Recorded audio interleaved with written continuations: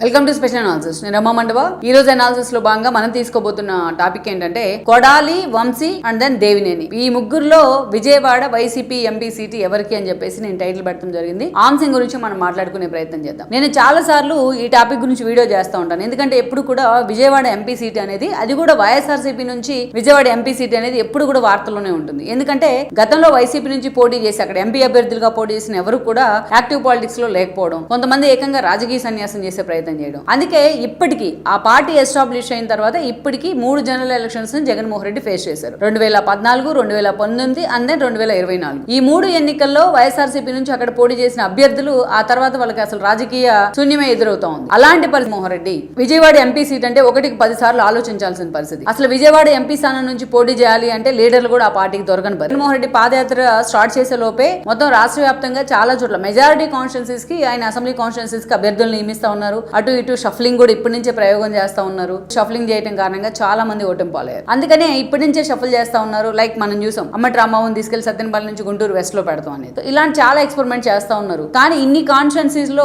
Jaganmohan Reddy focus పెట్టగలుగుతున్నారు. కానీ but Vijayawada MP అభ్యర్థిగా ఎవరిని పెట్టాలి అనే దాని అంశం మీద మాత్రం ఇప్పటికీ మల్లగులాలు పడుతూనే ఉన్నారు. కనీసం ఒక ఇన్ఛార్జ్ గా ఎవరిని పెట్టాలనే అంశం మీద కూడా ఆ పార్టీ వైపు నుంచి కానీ ఆ పార్టీలో ఉన్న నేతల వైపు నుంచి కానీ ఒక క్లారిటీ రావట్లేదు. మెజారిటీ నేతలకు విజయవాడ ఎంపీగా పోటీ చేయాలని ఇంట్రెస్ట్ ఉంది. కానీ ఆ సెంటిమెంట్ ఏదైతే ఉందో వైఎస్ఆర్సీపీకి ఒక సెంటిమెంట్ కలిసి వచ్చింది అక్కడ ఏదైతే విజయవాడ ఎంపీ సీట్ విషయంలో. అందుకే ఆ సెంటిమెంట్ తమ విషయంలో కూడా వర్కౌట్ అవుతే తమ రాజకీయ భవిష్యత్తు శూన్యమే అన్న ఆందోళన ఉంది చాలా మందిలో. అందుకే ఏ నేతలు కూడా విజయవాడ ఎంపీగా పోటీ చేసేందుకు ముందుకు రావట్లా.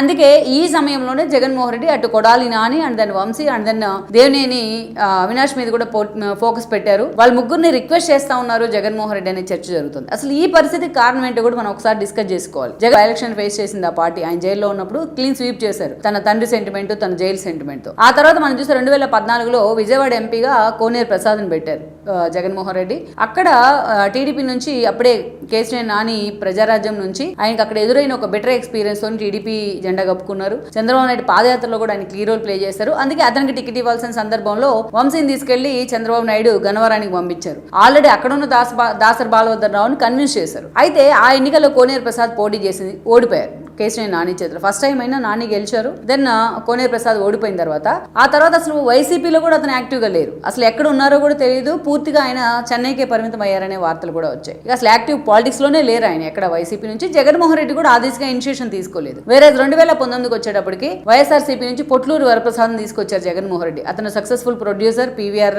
మ్యాక్స్ కూడా అతనిదే. సో పీవీఆర్ స్టూడియోస్, సో ఇలాంటి సినిమాస్, పీవీఆర్ సినిమాస్ అతను ప్రొడ్యూసర్ కూడా పనిచేశాడు. సక్సెస్ఫుల్ పారిశ్రామికవేత్తగా కూడా ఆయనకి పేరుంది. అలాంటి పీవీపీకి రాజకీయ బ్యాక్గ్రౌండ్ లేకపోయినా జగన్మోహన్ రెడ్డి అతను అక్కడ ప్లాన్ చేశాడు. ఇదే సమయంలో మనం చూస్తే అక్కడ నుంచి కేసీఆర్ నానినే పోటీ చేశారు టీడీపీ నుంచి. టీడీపీ నిజంగా తన చరిత్రలో ఎప్పుడు లేని క్రైసిస్ ని ఎదుర్కొంది ఆ సమయంలో. అలాంటి క్రైసిస్ లో టీడీపీ కేవలం 3 ఎంపీ సీట్లే గెలుచుకుంటే అందులో ఒకటి నానిది. ఎందుకంటే 5 ఏళ్ల కాలంలో అనేక రకాలుగా ఎంపీ లీడర్స్ ని తన కాన్స్టిట్యున్సీకి తెప్పించుకోవడం, తన కాన్స్టిట్యున్సీ పరిధిలో ఉన్న అసెంబ్లీ కాన్స్టిట్యున్సీ మొత్తాన్ని కూడా పర్సూ చేసుకోవడం.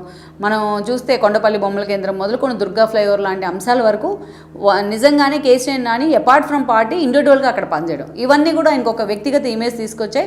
అందుకే అలాంటి వ్యక్తుల పట్ల మేము కమిటెడ్గా ఉంటామనేది జనం మరోసారి ప్రూవ్ చేశారు.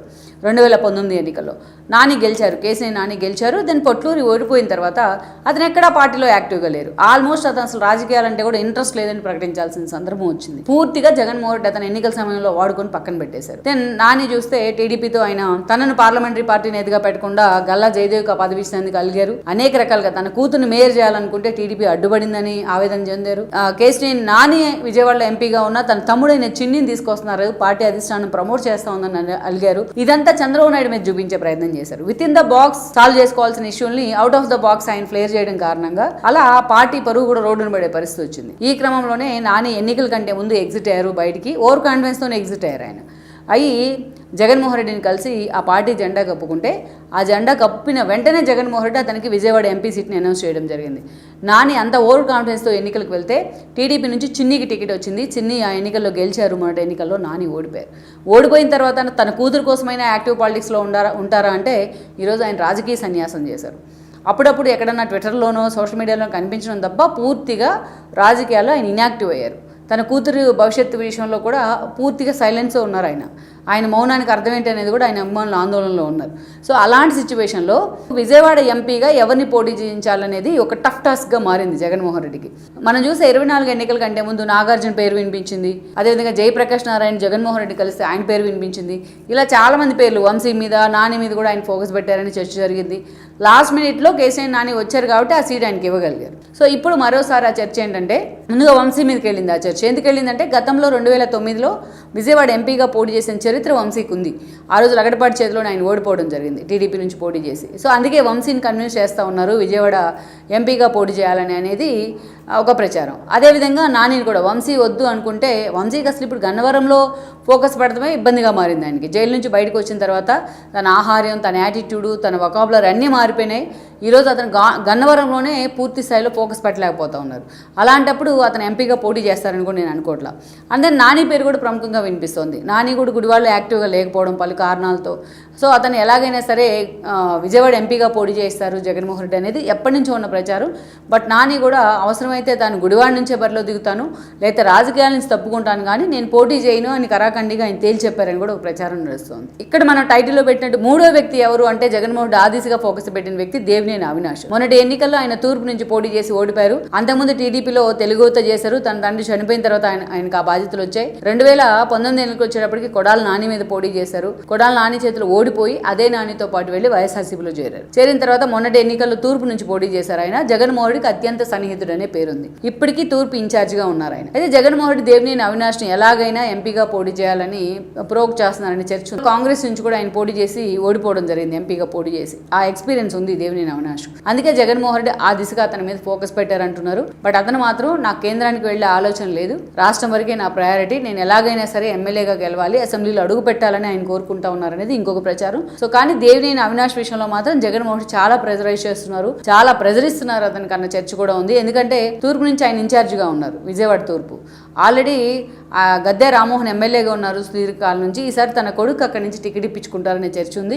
సో అందుకనే ఇతన్ని తీసుకెళ్లి ఎలాగైనా సరే అవినాష్ని విజయవాడ ఎంపీగా పోటీ చేయించాలని జగన్మోహన్ ఆలోచన చేస్తున్నారనేది ఒక చర్చ ఆ పార్టీ నుంచి. ఇప్పటికే అతను వద్దని చెప్పారని కూడా ఇంకో ప్రచారం జరుగుతోంది. బట్ ఓవరాల్గా మనం చూస్తే ఈ ముగ్గురులో ఎవరో ఒకరిని ఫైనలైజ్ చేసేందుకే జగన్మోహన్ రెడ్డి ఇంట్రెస్ట్గా ఉన్నారు అని కూడా చెప్తున్నారు.